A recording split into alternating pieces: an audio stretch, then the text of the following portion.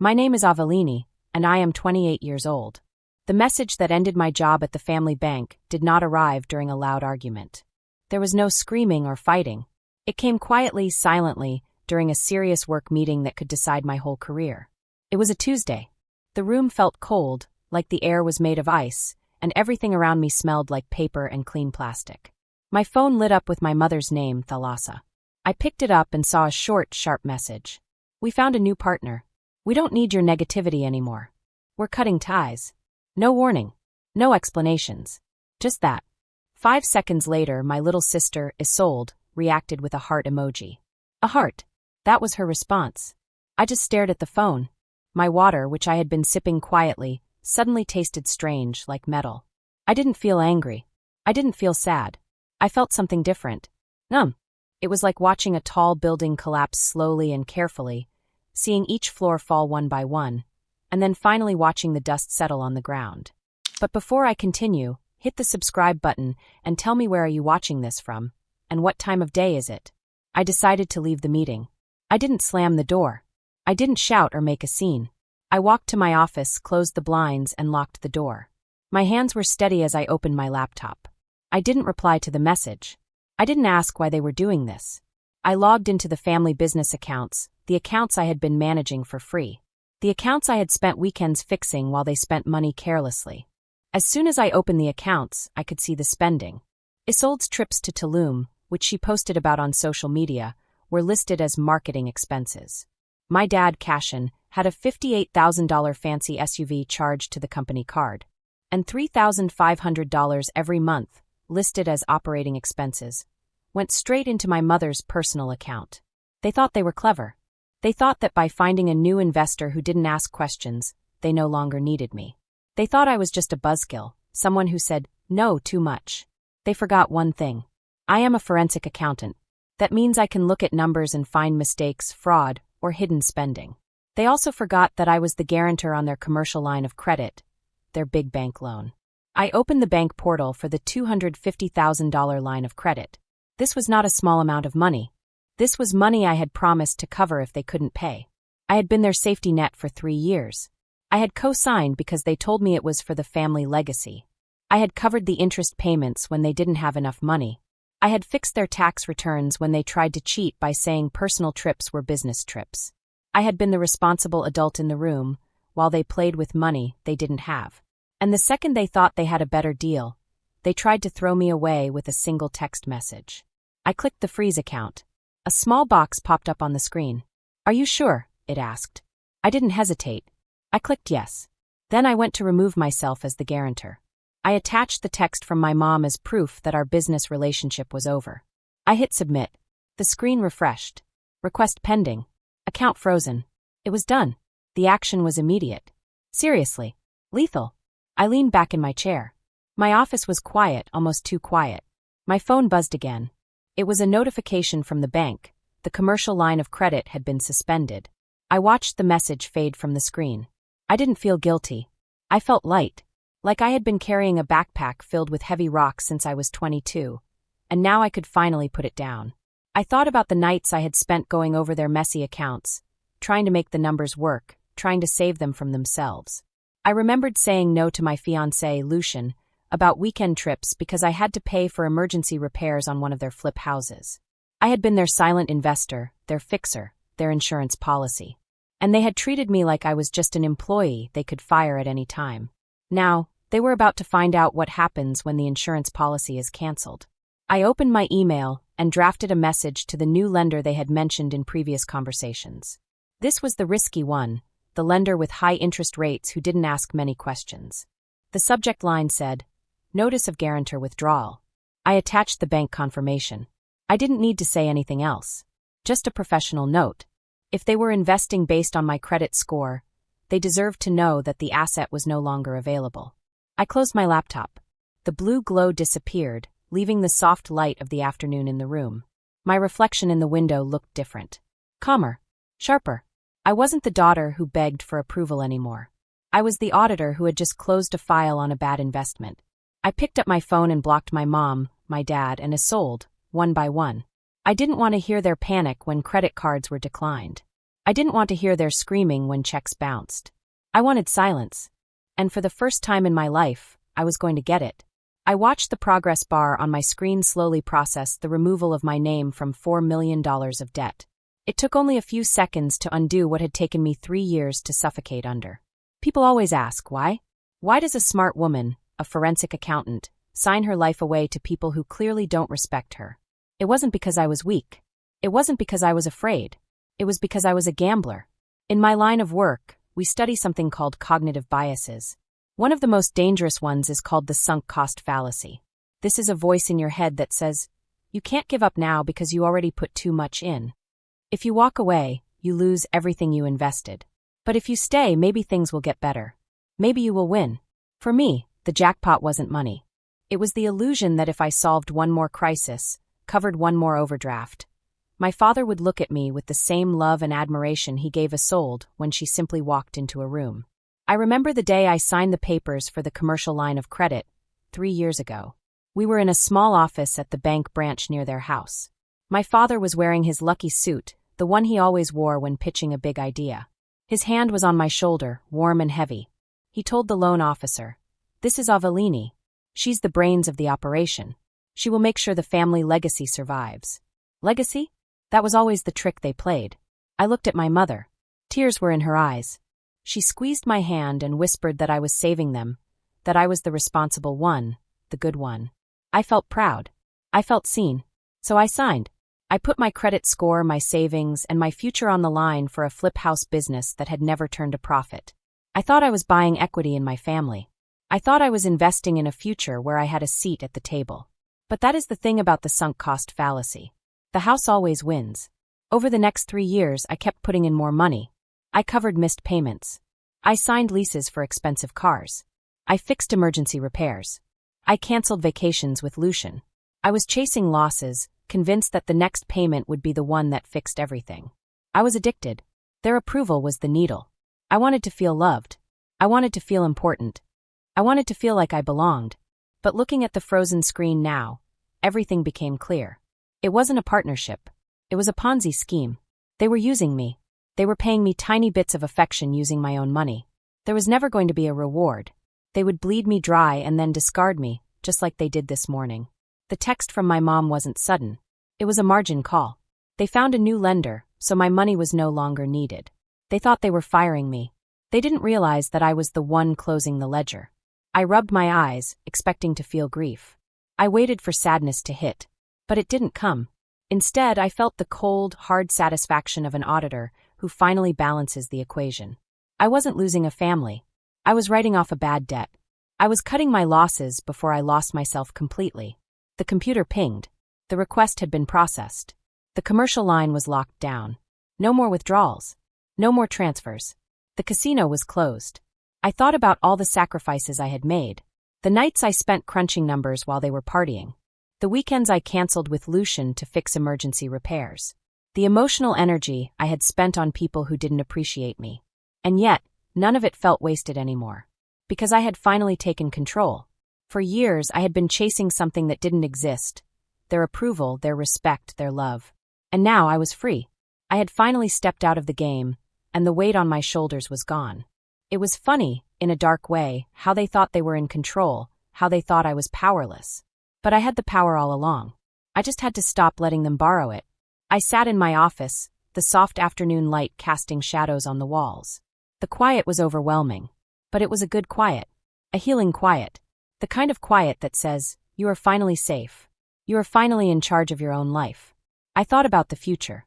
About Lucian, about my own dreams, about the life I could build without carrying the burden of their mistakes. For the first time in years, I felt hope. Real hope. Not the fake kind I had been chasing. I knew this wouldn't be easy. There would be calls from creditors, questions about the frozen accounts, maybe even anger from my parents. But I didn't care. I had finally done what I should have done 3 years ago. I had protected myself. I had protected my future. And as I sat there, watching the light fade, I realized something important. Sometimes the hardest thing isn't saving other people from themselves.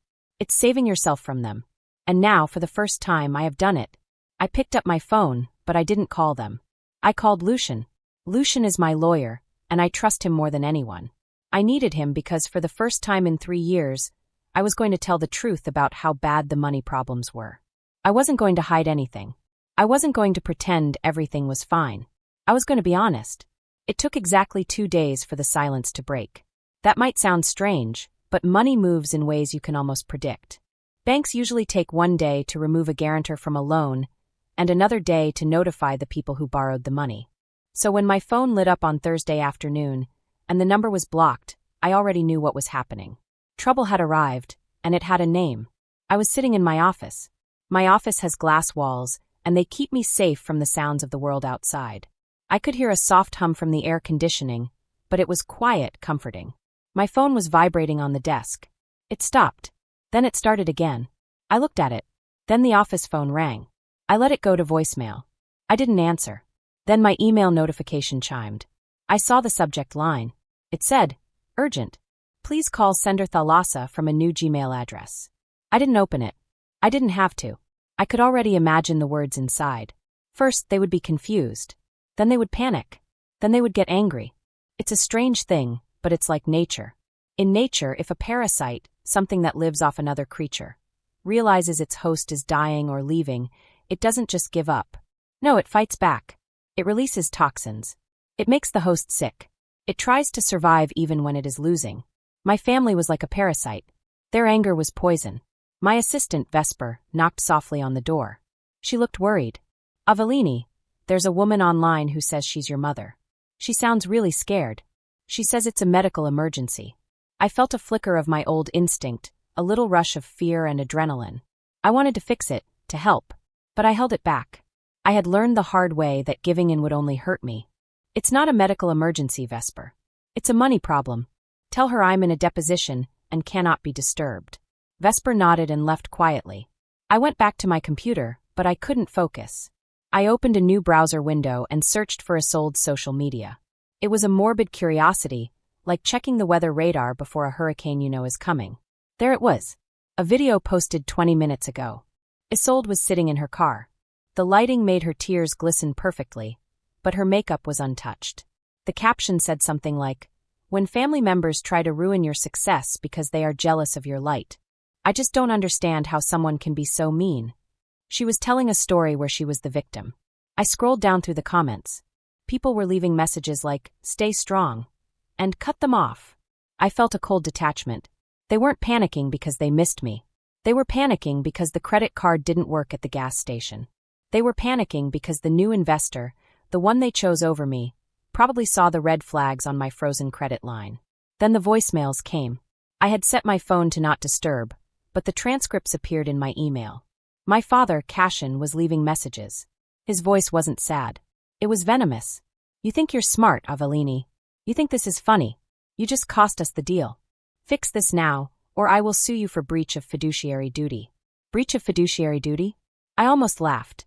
He didn't understand that a guarantor doesn't have a duty to the borrower. The borrower has a duty to the guarantor, not the other way around. He was threatening me because I refused to let them take my money. The notifications kept coming, like waves crashing against rocks. Guilt, shame, threats, public humiliation. They were trying everything to trigger the old Avellini, the one who was scared of disapproval. But that Avellini was gone. She had been audited by life, and she didn't exist anymore. I called Lucian. "They're escalating," I said. "Do you want me to send a cease and desist?" he asked, calm and steady. His voice was like an anchor in the chaos. "Not yet," I said. "Let them burn themselves out. But I need you to come to my office. I found something in the old ledgers, the ones from before we went digital. Something strange." "What did you find?" Lucian asked. I showed him the PDF on my screen. "A transfer," I said. "A recurring payment to an LLC called Blue Heron Holdings. It started 6 months after I signed the loans." Lucian frowned. "Who are they?" "I've never seen a vendor contract for them," I said. "Neither have you. Look, the payments happen every month. The amounts change $6,000, $12,000, $9,000. Always labeled vaguely, consulting fees, site management, design retainer. Nothing specific." I opened the State Secretary of State Business Search. It's a public tool I use all the time. I typed in Blue Heron Holdings LLC. The results came up quickly. My mother, Thalassa, was listed as the registered agent. The company was part of a trust called the Isolde Future Trust. I felt my stomach drop. Lucian stared at the screen. They're not just spending the money. They're moving it secretly, he said. Finally, everything made sense.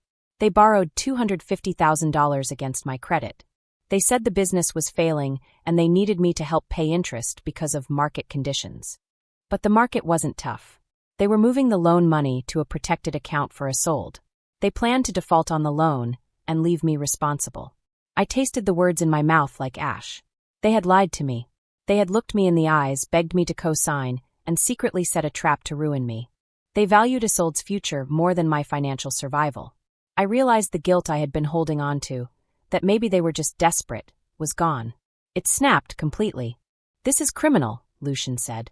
Fraudulent conveyance. If a bankruptcy trustee saw this, they'd go to prison. Yes, I said, my voice steady, colder than it had ever been. And they're about to find out that the only thing worse than a forensic accountant for a daughter is a forensic accountant they tried to frame. I printed every document. The articles of organization, the transfer logs, the bank statements. I compiled them all into a new file. I wasn't going to wait for them to sue me. I wasn't going to wait for them to apologize. I was ready. What do you want to do? Lucian asked.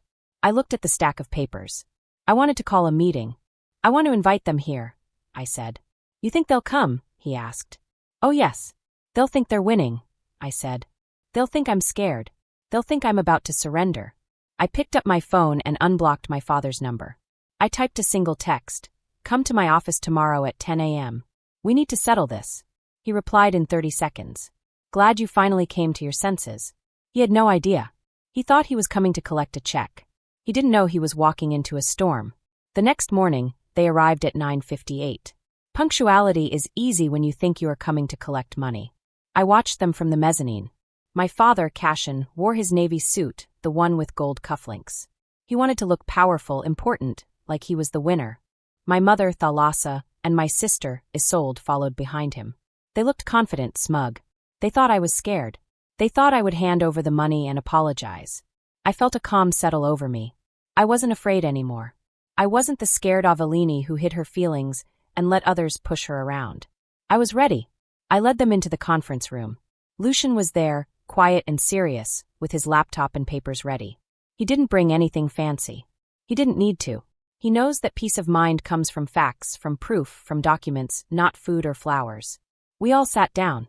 I could see their faces. They were smiling at first, thinking they had already won. But that smile didn't last. I opened the folder with all the documents. I've been looking at the family business, I said. The books. The money. Every transfer.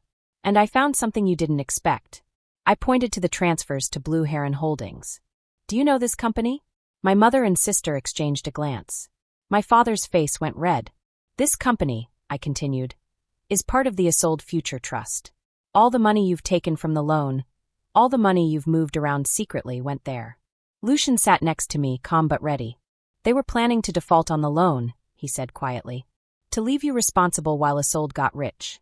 I watched as their confidence began to crack. My father's jaw tightened. My mother's hands trembled.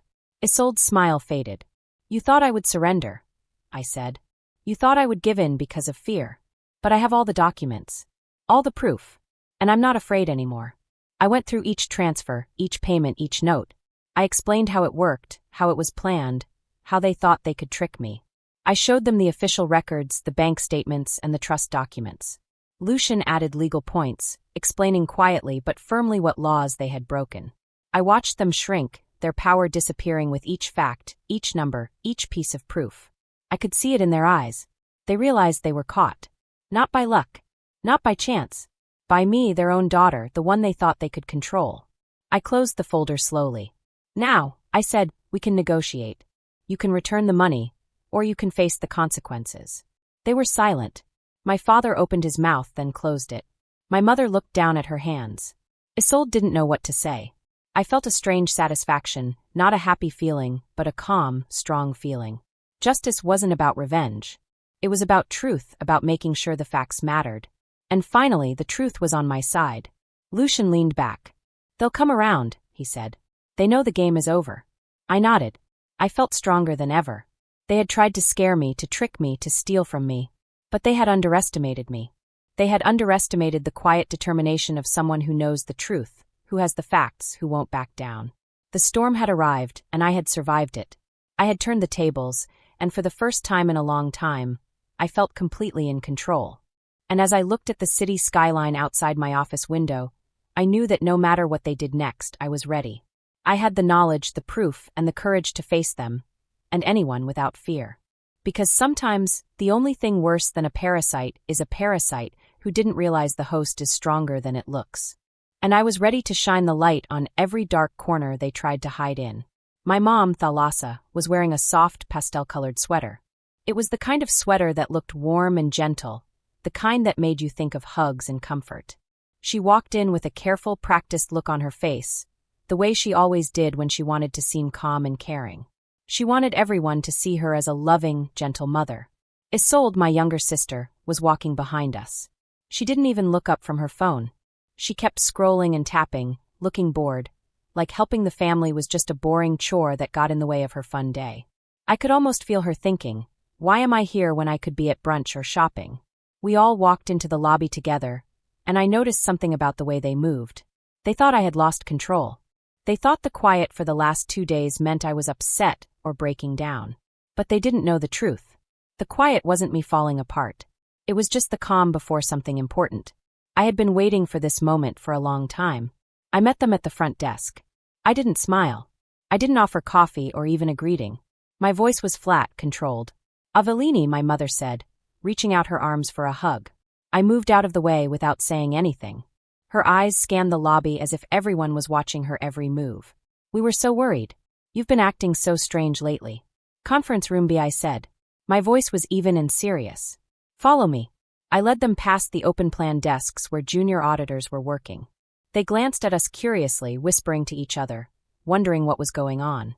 I opened the big glass door to the boardroom. Lucien, my fiancé, and my lawyer were already standing at the head of the table. There were stacks of files neatly arranged in front of him. My father stopped at the door. "Who is this?" "We don't need lawyers, Avellini. This is a family meeting." "This is a settlement meeting," I corrected him. "And Lucien isn't just my fiancé, he's my lawyer." "Sit down." The room shifted. The air felt different. The boardroom was my space now, not theirs. The air conditioning hummed softly, and I could feel the tension in the room thickening. I connected my laptop to the projector, and a bright white light flashed behind me. "I assume you are here to unfreeze the credit line," I said, standing tall and calm. "We're here to accept your apology," my father said, leaning back in his chair, trying to take control. "And to fix the mess you made with the lender. Do you have any idea how embarrassing it was to explain your tantrum?" I didn't answer. I clicked a key on my laptop. The screen changed. The words and numbers lit up in blue and white. Blue Heron Holdings LLC, Registered Agent Thalassa, Beneficiary Isolde Future Trust. The room went completely silent. It wasn't an empty silence. It was heavy, like the air itself had been sucked out. Isolde finally looked up from her phone, her eyes wide in shock. My mother went pale. My father's jaw moved, but no sound came out. "We know," I said. "We know about the money transfers. We know about the shell company. We know you were secretly taking money from the loan before filing for bankruptcy." "That's tax planning," my father stammered, sweat dripping down his forehead. "You don't understand high finance, Avellini. We were protecting the family." "You were committing fraud," Lucien said, calm and serious. "You were moving money out of a failing business to cheat creditors, specifically to cheat Avellini, leaving her with the debt." "How dare you?" My mother stood up. Her voice was shaking, but it was the kind of shaking that felt fake, like she was using tears as a weapon. "We did this for the family," she said, trying to sound convincing. "We wanted to make sure Isolde had money. You have a career, Avellini. You can handle the debt. Your sister needs support." Then the yelling started. First my father, then my mother, then Isolde. They all spoke at once. My father yelled about ungrateful daughters. My mother cried about how I was twisting their love. Isolde screamed that I was jealous of her trust fund. The sound was like a wall crashing down on me. It was loud and confusing and filled with anger, frustration, and fear. And that's when I learned something very important. I call it the sound of a closing door. For years, I thought power meant having the best argument. I thought that if I could just explain myself clearly enough, if I could just yell loud enough, people would finally understand me. I thought communication was the key to control. But I was wrong. True power isn't in shouting or yelling. It's in silence. I didn't shout back. I didn't try to explain why it was wrong to steal from me. I just watched them. I let their words crash into the silence and fall flat. I looked at them not as giants, but as small, desperate people who had just realized the locks had been changed. When they finally ran out of breath and fell quiet again, I asked, "Are you done?" "You can't prove any of this," my father said, his voice trembling. "I don't have to prove it to you," I said. I signaled to Lucian. He slid 3 thick envelopes across the shiny mahogany table. "This is a formal notice of a fraud investigation started by the bank," I said.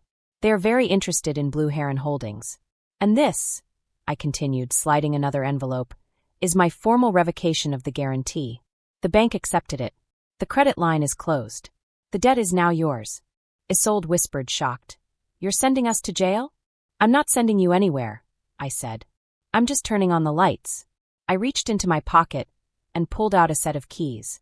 The keys to the big house, the McMansion they were living in. The one bought with the money I had earned. I slid the keys across the table.